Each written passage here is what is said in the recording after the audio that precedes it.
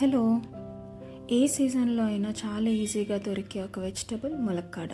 అలాంటి ములక్కాడతో ఎప్పుడైనా ఆవకాయ పట్టారా? ఎలాంటి ఫంక్షన్స్కైనా ఒక చిన్న చిన్న గెట్ టుగెదర్స్లో అయినా అప్పటికప్పుడు చేసేసుకుంటే చాలా బాగుంటుంది అండ్ చాలా వెరైటీగా కూడా ఉంటుంది. ఎప్పుడులాగా ఆవకాయ, మాగాయ, టొమాటో పచ్చడి కాకుండా ఈసారి ములక్కాడ ఆవకాయ ఎలా ఉంటుందో చూద్దాం. ఈ ఆవకాయ కోసం నేను కొంచెం ముదిరిన కాడల్ని తీసుకుంటున్నాను. మరీ లేతగా ఉన్న కాడల్ని చూస్ చేసుకోకండి. నేను ఒక 7 ములక్కాడల్ని తీసుకుంటున్నాను.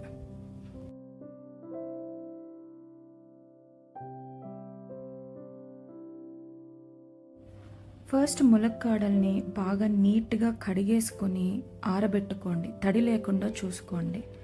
తర్వాత దాని పైనున్న ఆ గ్రీన్ కలర్ పసరుని నైఫ్తో లైట్గా గీసేసేయండి. ఎందుకంటే పచ్చడి పసిరి వాసన రాకుండా ఉంటుంది. మరీ ఎక్కువ కాకుండా జస్ట్ అలా తీసేసుకోండి.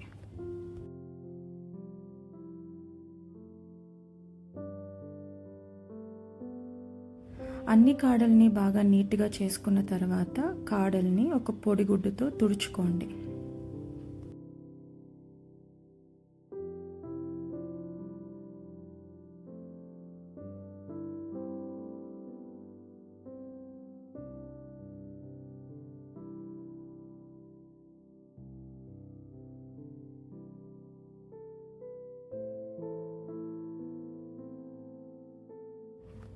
ఇప్పుడు ఈ కాడల్లోని చివరి ముక్కల్ని వదిలేసి నేను మధ్యలో ముక్కల్ని మాత్రమే తీసుకుంటున్నాను. అన్ని ముక్కలు ఒకటే సైజులో ఉండేలాగా కట్ చేసుకోండి. కొలత ప్రకారం చూసుకుంటే నాకు ఈ ముక్కలన్నీ కట్ చేసిన తర్వాత 1/2 కేజీ ముక్కలు వచ్చాయి. 35 ముక్కలు సుమారుగా.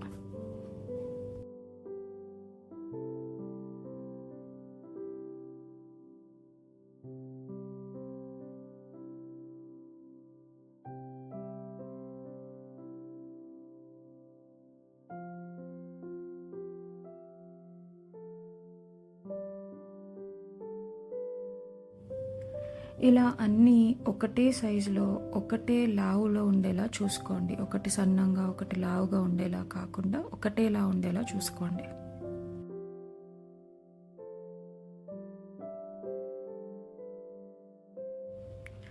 ఇప్పుడు స్టవ్ మీద ఒక గిన్నె పెట్టి అందులో 3 స్పూన్ల ఆవాలు, 1 స్పూన్ మెంతులు వేసి దోరగా వేపించుకోండి.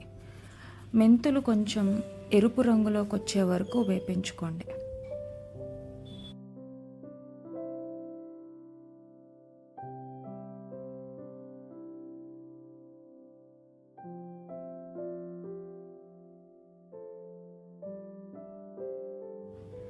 ఇవి ఒక 2 నుంచి 3 నిమిషాల పాటు బాగా వేగిన తర్వాత ఇందులోనే 1 స్పూన్ జీలకర్రను కూడా యాడ్ చేసుకుని వేపించుకుంటున్నాను.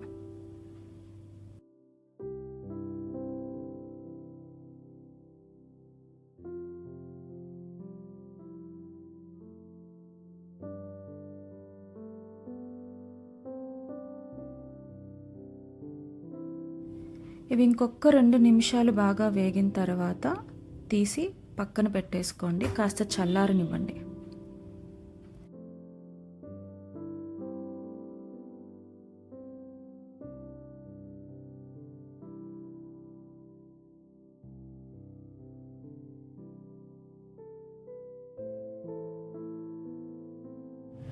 ఇప్పుడు అదే గిన్నెలో ఒక 2 స్పూన్ల నూనె వరకు వేసుకుని 100 గ్రాముల చింతపండు పేస్ట్ని వేసి ఉడికించుకోండి.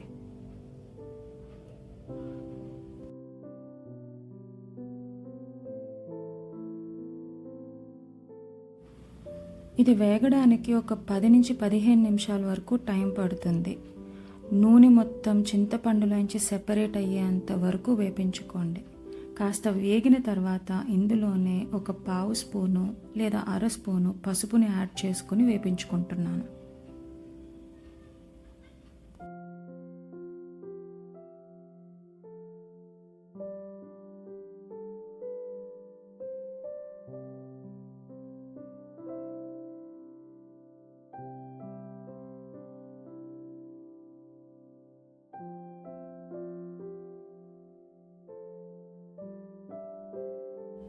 ఇలా ఆయిల్ సెపరేట్ అయిన తర్వాత దీన్ని తీసి పక్కన పెట్టుకోండి.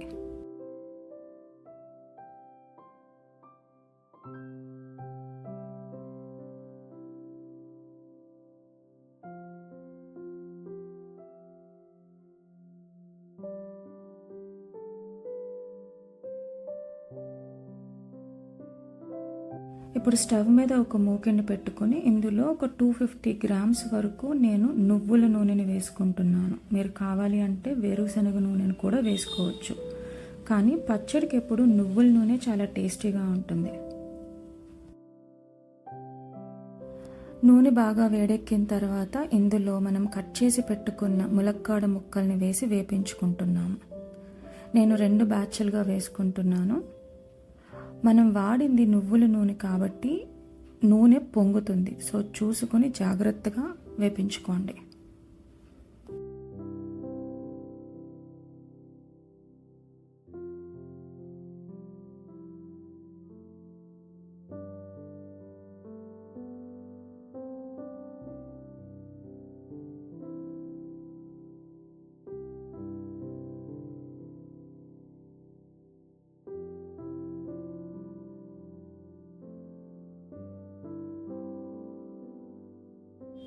నువ్వుల నూనె పొంగుతున్నప్పుడు అది నేను హ్యాండిల్ చేయలేను అని అనుకుంటే కనుక అందులో కొంచెం చింతపండు గుజ్జును వేస్తే పొంగడం తగ్గుతుంది.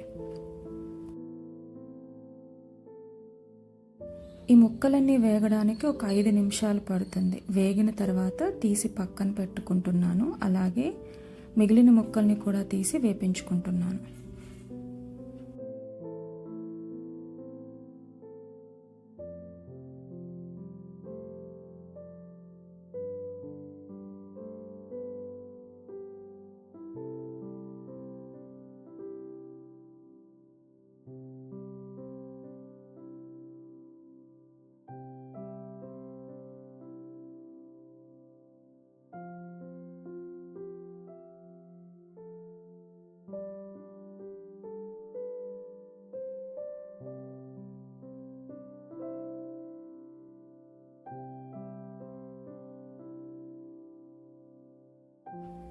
ఇలా ముక్కలన్నీ ఒక ప్లేట్లోకి తీసుకుని పక్కన పెట్టుకోండి.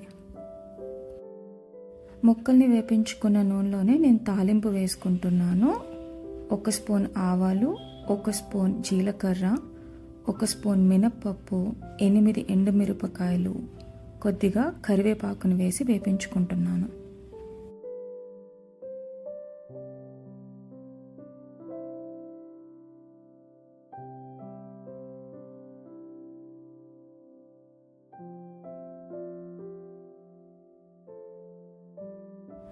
తాలింపు బాగా వేగిన తర్వాత ఇందులోనే ఒక 30 వెల్లుల్లి రెమ్మల్ని కూడా వేసుకుంటే వేపించుకుంటున్నాను.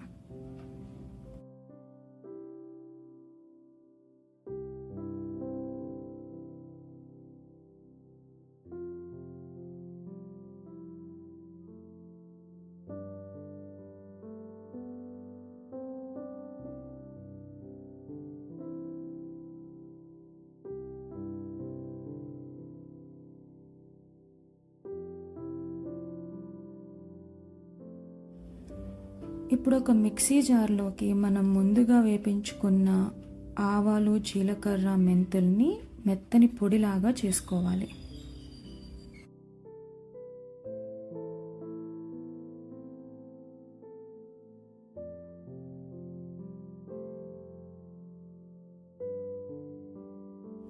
ఇప్పుడు ఇందులో నేను రాళ్ళ ఉప్పుని యాడ్ చేసుకుంటున్నాను. 3 స్పూన్ల వరకు రాళ్ళ ఉప్పుని యాడ్ చేసుకొని కలిపి మిక్సీ చేసుకుంటున్నాను.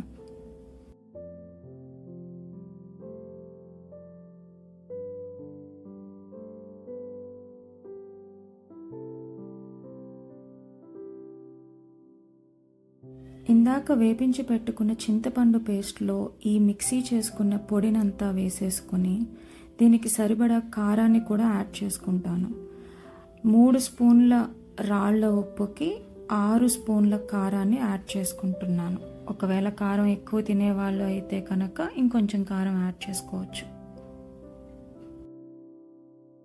ఇప్పుడు వీటిని అన్నిటినీ బాగా కలుపుకొని వేపించి పెట్టుకున్న ములక్కాడ ముక్కల్ని కూడా ఇందులో వేసి బాగా కలుపుకోవాలి.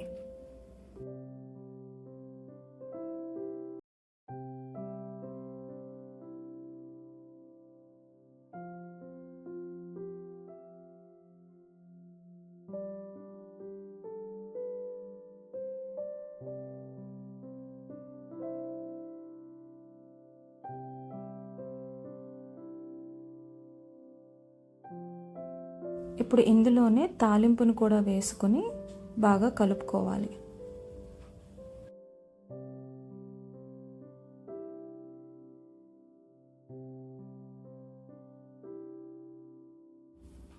అంతే, ఈజీగా చాలా టేస్టీగా ములక్కాడ ఆవకాయ రెడీ. ఒకవేళ నూనె సరిపోలేదు, నూనె పడుతుంది అని అనుకుంటే మీరు ఇంకొంచెం పప్పు నూనె యాడ్ చేసుకోవచ్చు.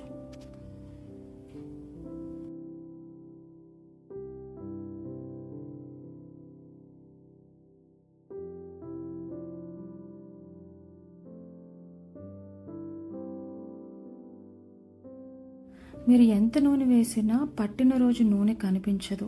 ఆ నెక్స్ట్ డేకి నూనె ఇలా బయటికి తేలి కారం అంతా ముక్కలకి పట్టి చాలా టేస్టీగా ఉంటుంది.